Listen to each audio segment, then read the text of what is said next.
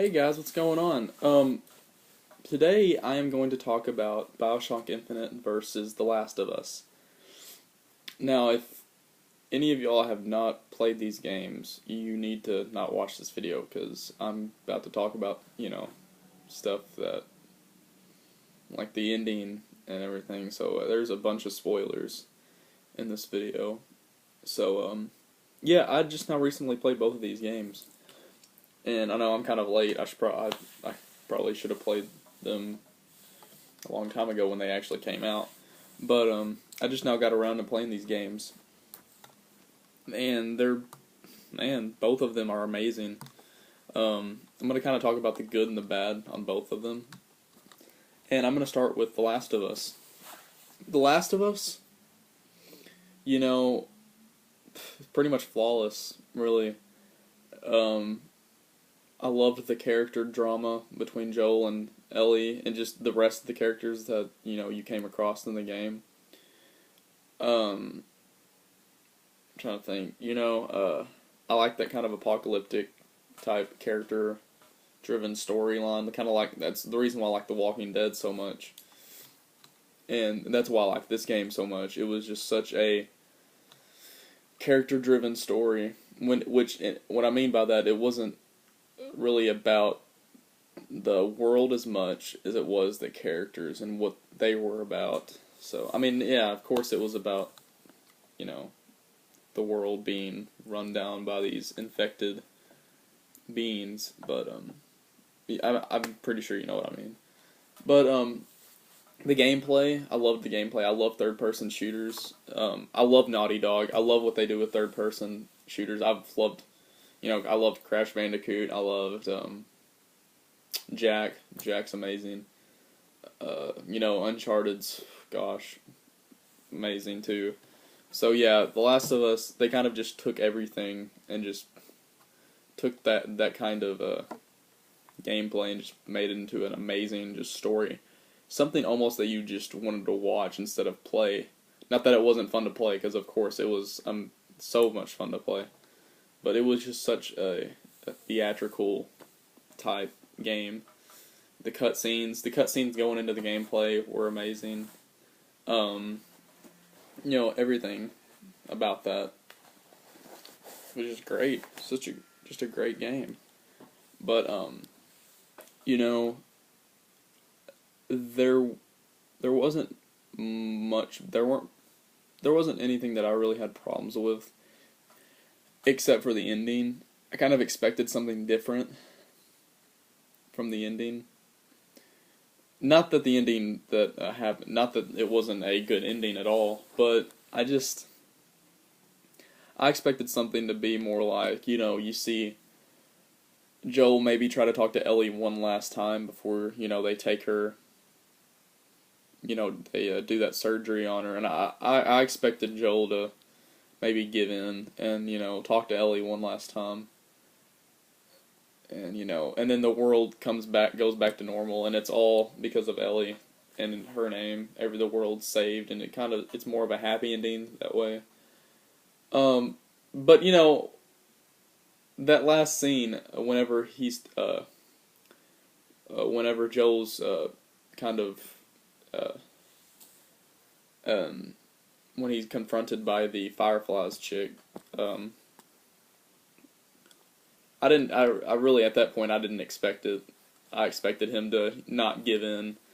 That once he went and he tried to find the room where Ellie was held, I knew he was going to try to find Ellie and do everything possible to save her. And when it went to the ending, I didn't expect that ending. I didn't expect Joel to lie to her like that.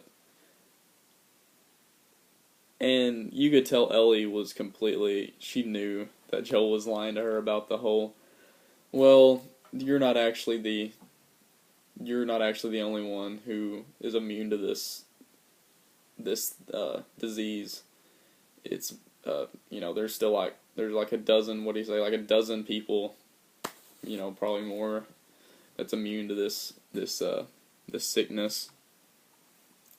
I mean, you could kind of tell Ellie just by her facial expression, and that's what's great about the game. You could really tell. You could really read facial expressions, and that's what I love about games. But you could tell Ellie, she didn't buy it. She just kind of went along with it, and but she knew Joel cared about her a lot, and that's what made that game great. It was them two, and I loved that game a lot. So really nothing wrong with that game.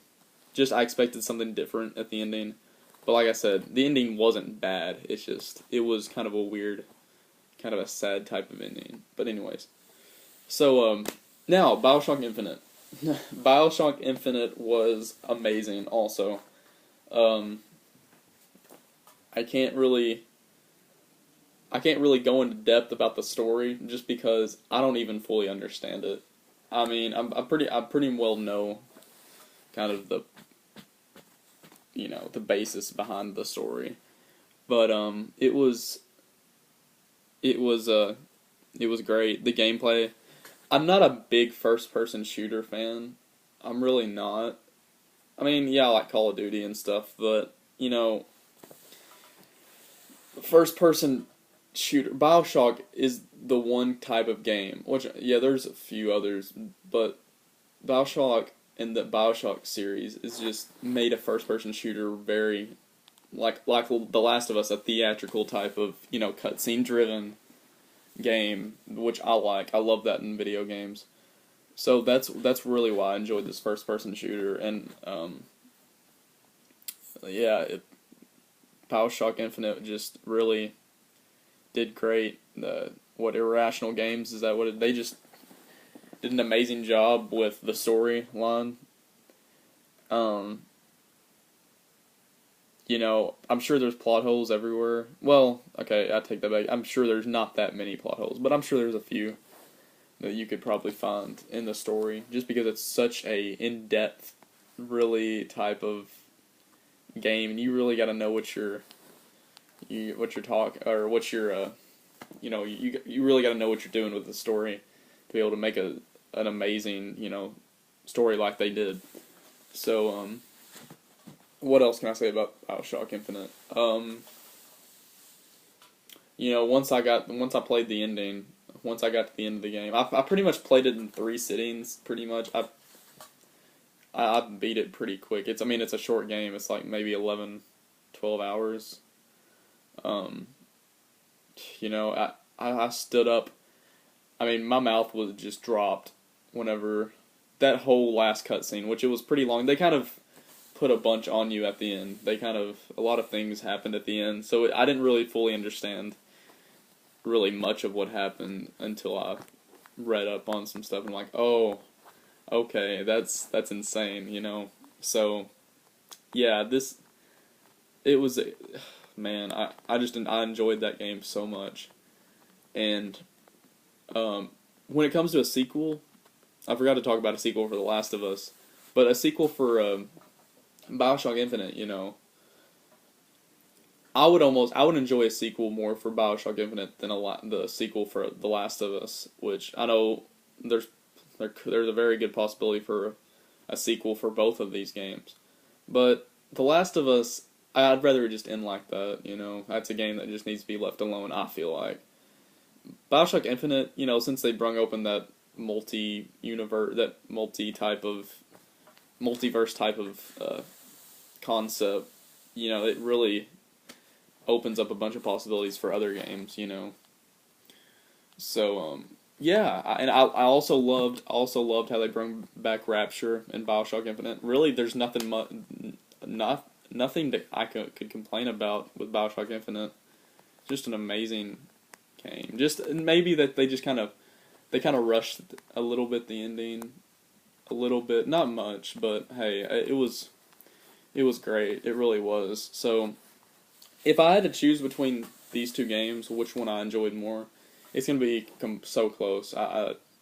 But I think Bioshock Infinite just a little bit more, just a tad bit more. But besides, I mean, they're just so close that I can't really.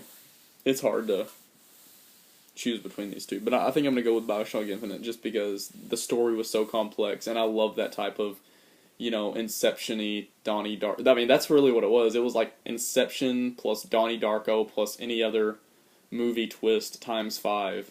It really was. It was just completely, it was wow. I mean, mind blown.